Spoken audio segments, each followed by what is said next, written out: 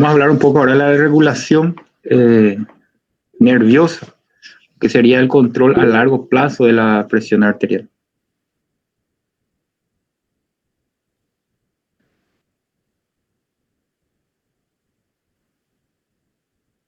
Pues se está grabando nuestra clase. Un minuto, antes de empezar.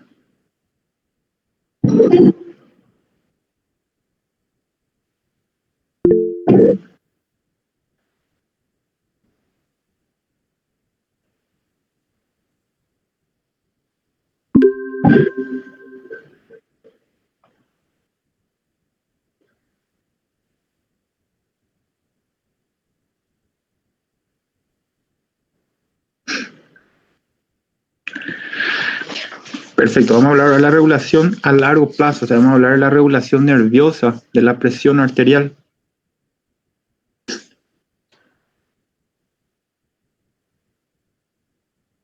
En la regulación nerviosa de la presión arterial vamos a tener el sistema nervioso autónomo, ¿saben? Con su representante, el sistema nervioso simpático y el sistema nervioso parasimpático.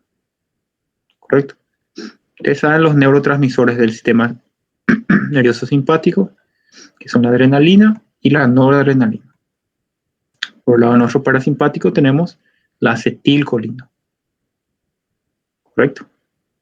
En líneas generales, hablando, el sistema nervioso autónomo con respecto al simpático va a aumentar la frecuencia cardíaca, como ya habíamos visto, y va a aumentar nuestro gasto cardíaco. ¿Correcto? Con respecto al parasimpático, lo opuesto. Al hablar del corazón, correcto, va a disminuir la frecuencia cardíaca y va a disminuir el gasto cardíaco. Pero hablando del sistema circulatorio, ya que estamos hablando ahora del sistema circulatorio, vamos a decir que el sistema nervioso simpático tiene una predominancia. O sea, es más importante hablar del sistema nervioso simpático al hablar del sistema circulatorio, porque es encargado prácticamente de la regulación de la circulación. Correcto. A su vez, el parasimpático es más importante para la regulación del corazón, la regulación cardíaca, como vamos a ir viendo.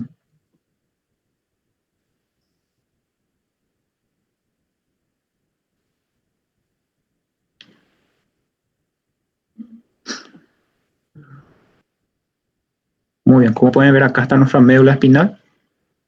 Correcto, de la médula espinal van a irse originando los nervios pertenecientes al sistema simpático. Correcto, van a formar nuestra cadena simpática. A lo largo del cuerpo se va a formar la cadena simpática, que van a tener las fibras simpáticas, también que va a corresponder a la inervación simpática.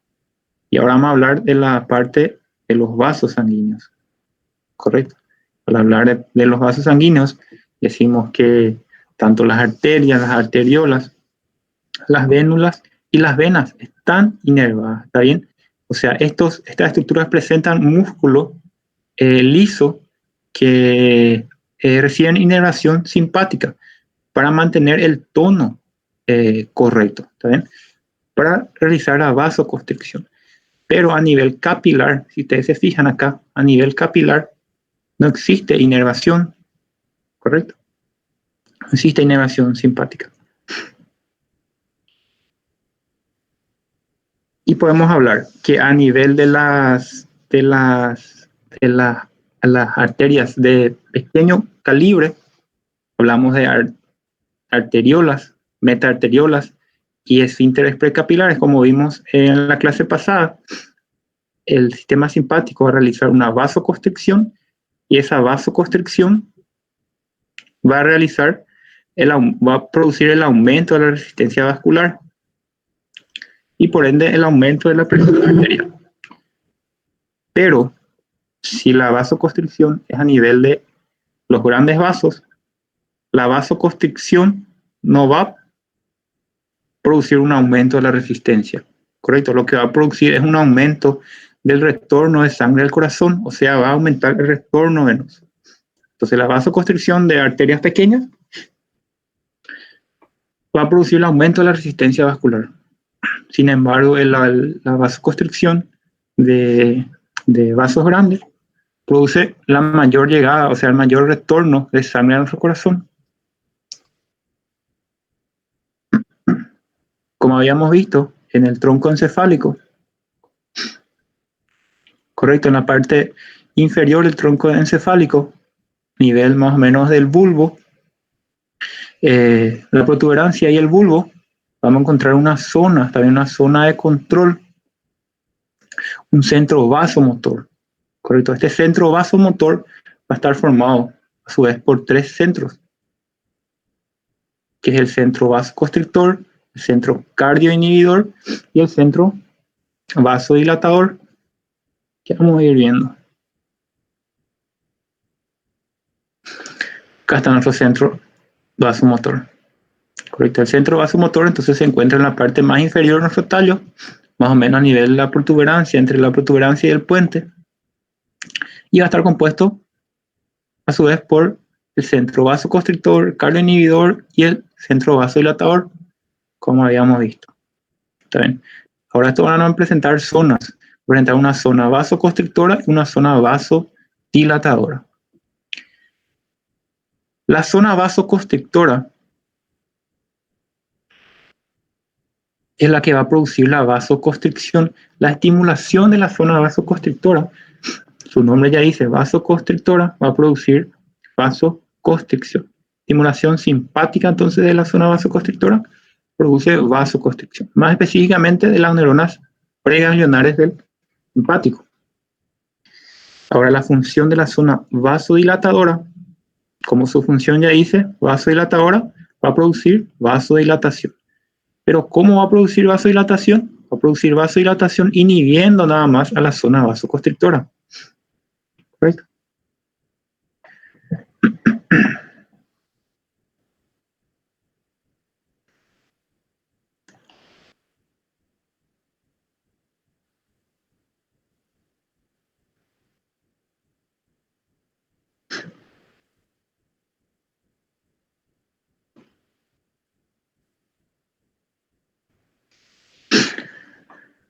Lo que ya habíamos hablado, ¿está bien? La vasoconstricción continua de los vasos, la vasoconstricción parcial, porque no todos los vasos se contraen, ¿está bien? Pero la gran mayoría, la vasoconstricción parcial de los vasos sanguíneos, se debe al tono vasoconstrictor, ¿está bien? Y este tono vasoconstrictor se debe a nuestro sistema nervioso simpático. Por eso hablamos de una predominancia cuando hablamos del sistema circulatorio, del sistema simpático.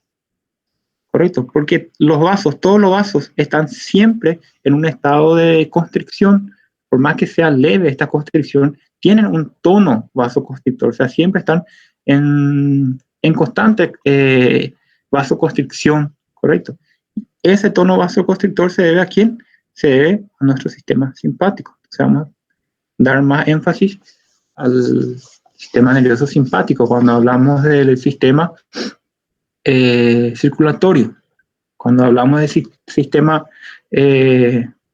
o cuando hablamos del corazón como bomba, hablamos de una predominancia del sistema parasimpático.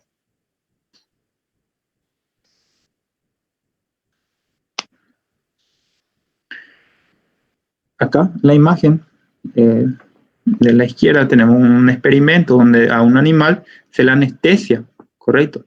Al anestesiarse se le inhibe su centro vasomotor. Centro vasomotor. ¿Qué pasa al inhibirle su centro vasomotor? El centro vasomotor tiene a su cargo el centro vasoconstrictor, ¿correcto? Igual que el centro cardioinhibidor, el centro vasodilatador.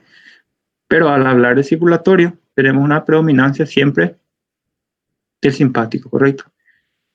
Bueno, entonces, el centro vasomotor tiene a su cargo el centro vasoconstrictor.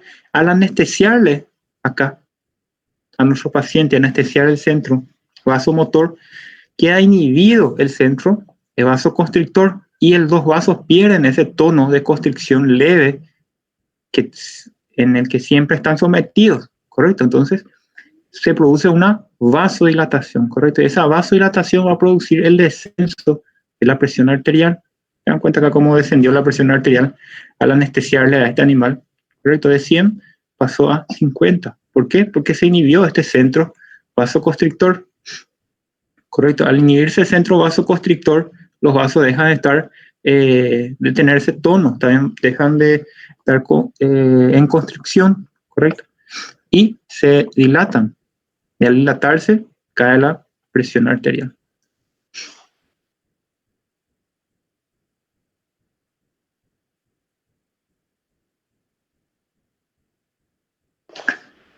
Los neurotransmisores del sistema simpático son la noradrenalina y la adrenalina.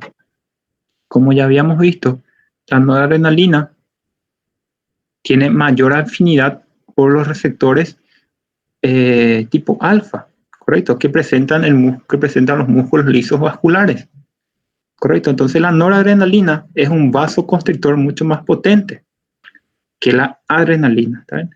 Porque ellos tienen una afinidad mucho mayor por los receptores tipo alfa. La adrenalina, por el contrario, es más afín por los receptores tipo beta, ¿correcto? Entonces en ciertas dosis, la adrenalina incluso actúa como vasodilatador, ¿correcto? Porque presentan estos receptores tipo beta.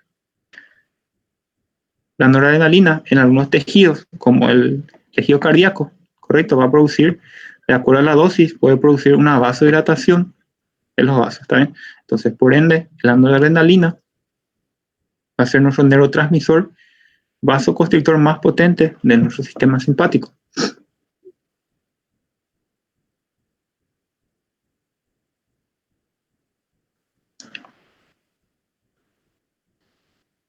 Para aumentar la presión arterial, el sistema simpático va a producir tres cambios, ¿está bien? Uno, a nivel de las arteriolas, ¿está bien? A nivel arteriolar, arteriolas, metaarteriolas, esfínteres precapilares, ¿está bien? Va a producir la vasoconstricción, ¿está bien? Al producir la vasoconstricción a nivel arteriolar va a aumentar nuestra resistencia vascular periférica, ¿correcto? Y este aumento de la resistencia vascular periférica se va a traducir en un aumento de la presión arterial. Un mecanismo. El siguiente mecanismo es la contracción de las venas. ¿Qué pasa al contraerse las venas? Las venas son las encargadas de llevar la sangre al corazón, ¿correcto? En la cava superior, en la cava inferior. Todo el cuerpo, ¿saben? Al realizar la contracción de estas venas, aumenta el retorno venoso. Perfecto, aumenta la llegada de sangre al corazón. Al aumentar la llegada del corazón, o sea, de la sangre al corazón, las paredes auriculares se extienden, tanto las auriculares como las ventriculares. Y se acuerdan de la ley de Starling que decía, que hablaba de un mayor estiramiento de las sarcómeras y por mayor fuerza de contracción de nuestro músculo. O sea, mayor estiramiento, mayor fuerza de contracción. Entonces, de esa forma, el aumento del retorno venoso va a aumentar nuestro gasto cardíaco, va a aumentar nuestra fuerza de contracción y va a aumentar nuestra presión arterial. ¿Correcto? Y otro por estimulación directa del corazón, ¿correcto? El estímulo simpático va a aumentar la frecuencia cardíaca y también va a aumentar la fuerza de contracción. Al aumentar la frecuencia cardíaca, aumenta el gasto cardíaco, aumenta la presión arterial. Estos tres mecanismos, entonces, utiliza el sistema nervioso simpático para aumentar la presión arterial. Contracción de las arteriolas, contracción de las venas, estimulación directa del corazón. Contracción de las arteriolas produce un aumento de la resistencia vascular, ¿correcto? Aumento de la PA. Contracción de las venas, aumento del retorno venoso, por ende, aumento de la presión arterial. Y la estimulación directa del corazón aumenta la frecuencia cardíaca, también aumenta la fuerza de contracción, lo que va a aumentar nuestro gasto cardíaco y por ende nuestra presión arterial.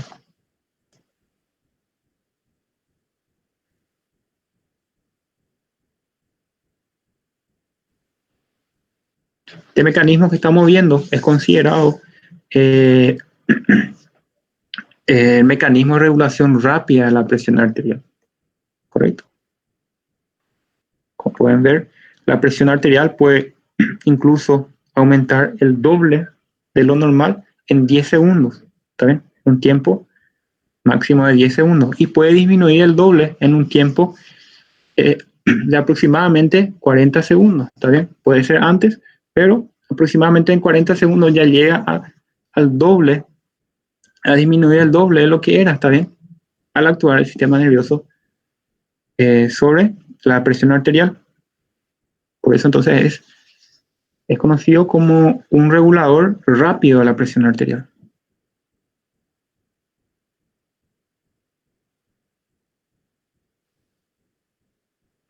Vamos a hablar un poco de los vasoreceptores. Tenemos acá, ¿está bien? Los vasoreceptores son receptores de presión, como su nombre lo dice, vasoreceptores o receptores de presión. Su función va a ser detectar cambios en la presión. ¿Y cómo va a detectar cambios en la presión? Detectando los cambios de estiramiento que sufre ese vaso, ¿está bien? A mayor estiramiento, mayor presión. A menor estiramiento, menor presión. Así de sencillo. Correcto. Entonces, cuando hay un aumento de la presión arterial, esta sangre va a ejercer mayor fuerza sobre las paredes de este vaso, correcto. Va a aumentar la presión, o sea, al aumentar la presión va a aumentar el estiramiento, y esto es lo que va a detectar nuestro vasoreceptor. Correcto, va a detectar que la presión arterial está elevada y va a producir los mecanismos para disminuir la presión arterial. Correcto. Va a producir una excitación del sistema simpático, el sistema parasimpático, correcto, estimulación vagal, y va a inhibir nuestro centro vasoconstrictor. ¿Para qué? Para disminuir la presión arterial. Al realizar la vasodilatación de las venas y las arteriolas periféricas, correcto, desciende la presión arterial, disminuye la resistencia vascular periférica, disminuye la llegada de sangre al corazón y por ende disminuye nuestra presión arterial, correcto. También actúa descendiendo la frecuencia cardíaca y la fuerza de contracción, disminuye la presión arterial, correcto. Mecanismos que llevan al descenso de la presión arterial. Y si la presión arterial es baja, va a producir todo lo contrario, correcto.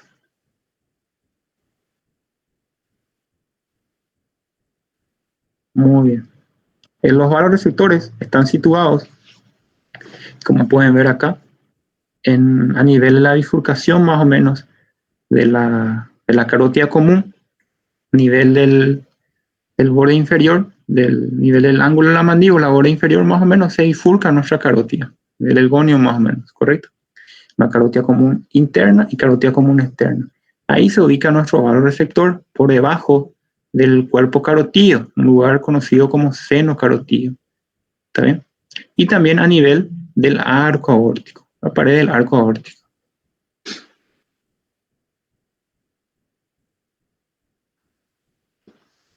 Lo que ya habíamos visto, ¿está bien? Al pinzarse la carótida, acá, ¿qué pasa con el flujo de sangre? El flujo de sangre disminuye o sea, disminuye el trayecto del flujo de sangre. Correcto, esto es traducido como una disminución. Correcto, el cuerpo traduce como una disminución de la presión arterial.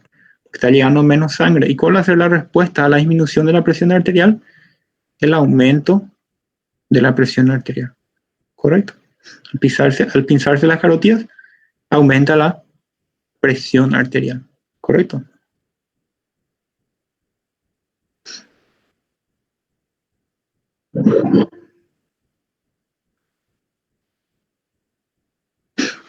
Y otra función importante de nuestro vasoreceptor es la regulación postural. Correcto. Cuando estamos acostados y nos levantamos, por efecto de la gravedad misma, la presión dentro de la cabeza tiende a bajar, ¿correcto?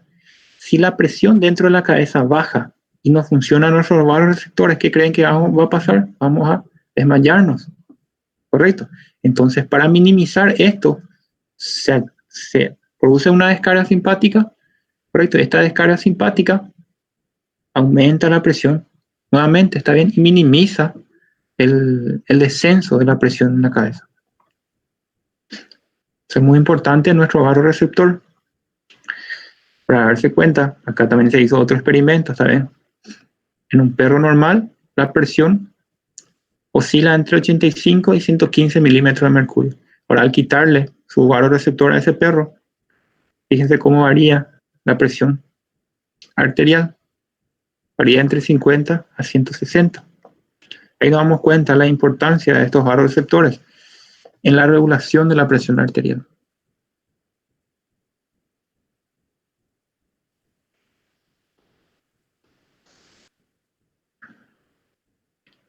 Porque hay gente que quiere entrar. Vamos a aceptarles un minuto.